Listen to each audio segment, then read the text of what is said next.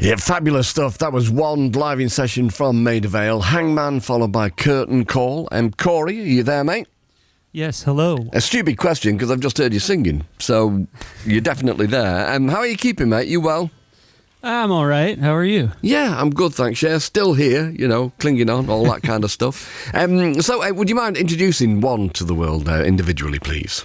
Well, as always, we have Evan Burrows on drums. Indeed. Hello, mate. And as mostly, we have Robbie Cody on guitar. Yep. And newly, we have Evan Backer on bass. Fabulous. And backing vocals. Okay, and sounding marvellous. String arrangements and all of that fancy stuff. Excellent stuff, okay. And Corey Hansen, of course, we know from working with Ty Siegel and also in a solo style and also previously on this programme with Wand. And so your new album, your latest album, is called Vertigo. Yes. I'm hearing that you recorded lots of music for the album over a period of time and then you took it away and cut it together to make songs. Is that right? That's right. That is entirely correct. Okay, so what set you off on that path? Because, the first band that I'm aware of that did that, might not be the case that is actually factually true, but was Can, who did it a long, long time ago. And I know that Wilco did it on one of their albums, which seemed very unlikely to me, and it seems like a really wild way to work. So what set you off on that path? Anyone else want to talk? You guys good? All right. I don't blame them. They're all as far away from the microphones as they could possibly be. Yeah, we just decided to start jamming, and we had access to a studio. I had a studio at the time, and we just got together every Thursday, and it was a good way to kind of remember how to play together after the pandemic. And then we just were happy with a lot of what we recorded, so it turned into this record. Okay, and so, and the music, as you say, it's just sitting down and improvising it. So the songwriting duties are stripped away, which takes away one element of the band, doesn't it? Yeah, we had worked sort of in this way in the past, basically from Plum on, where we were writing things democratically and mostly improvising in our rehearsal space. But this time, we just did it in a studio in front of nice microphones so that we weren't chasing some kind of improvisational miraculous thing, that happened. Yeah. We just already had that, and then we cut up the songs out of those miraculous little moments. Okay, and you ended up, I believe, with over 60 hours worth of material?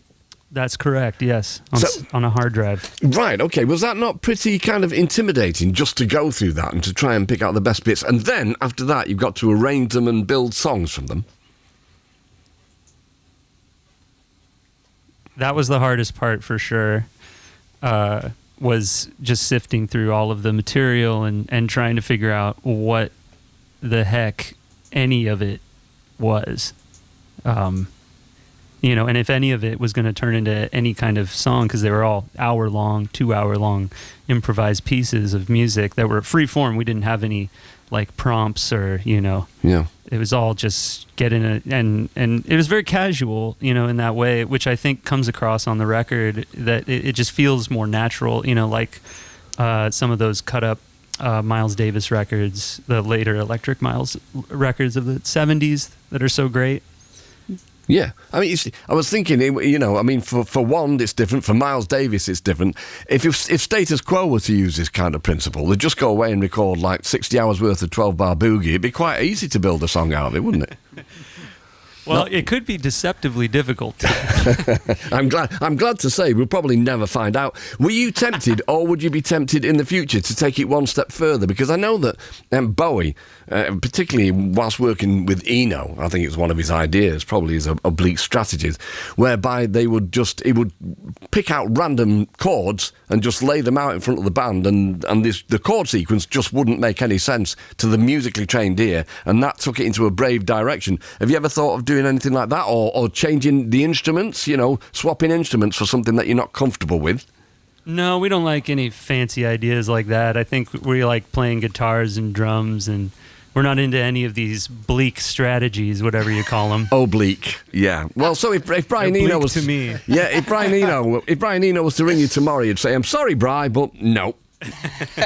Don't let him down gently. Respect the heck out of you, but yeah, respectfully, we're not going to do these bleak strategies with you. Okay, fairly dues. I'll tell him tomorrow. So, I read also he's lyrically inspired by fairy tales. We're getting into Tyrannosaurus Rex territory here. No, we're an American band. Right. Through okay. and through. So Yeah. the fairy tales are darker and scarier. Actually, your fairy tales are pretty scary. They are. Pretty All fairy messed up. tales are scary. That's what they're for. And so your dad was into jazz and your mum was a country singer. So how come you're not the new Dwight Yoakam? How come you're doing what you're doing? Maybe I am the new Dwight Yoakam. Oh. And you just haven't realized it yet. There you go. I think you've hit I the thought nail. of myself as more the new Travis Tritt. Travis Tripp, okay. Yeah. Would we have heard of your mum? Was your mum a famous country singer? You know, I think she could have been. I think the talent was there, but she was a school teacher, and she would go and play at clubs after I went to bed, and then she would get back at 2 or 3 in the morning. She'd do 2 or 3 sets a night, and then she would go to sleep for 3 hours and then get up and get us ready, and then she would go to school and teach. What a trooper. Yeah, super trooper. Yeah. Amazing. Okay. So, the one Vertigo tour in the UK, so the Moth Club in London on the 29th, so that's tomorrow. It's sold out already, isn't it? Yep, unfortunately. And then the following night you are playing at the Pink Room in Yes, and then you've got the Workman's Cellar in Dublin on the 31st, into November, Ulster Sports Club in Belfast on the 1st, the 2nd, Nice and Sleazy in Glasgow, the 3rd, Broodnow Social Club in Leeds, the 4th, Strange Brew in Bristol, the 6th, you're moving over to mainland Europe. So thank you so much for coming and playing for us, guys. Really appreciate it. Sounding absolutely brilliant, as it would. And you've got one more song to do for us now in a live style, and then you've also got a tune that you've bagged for us for later in the programme. That's correct, yeah. Okay, what are you going to do next then? Oh, we're going to do a little song called Smile. Wonderful. Okay, wand in session. Thanks, guys. Thank you.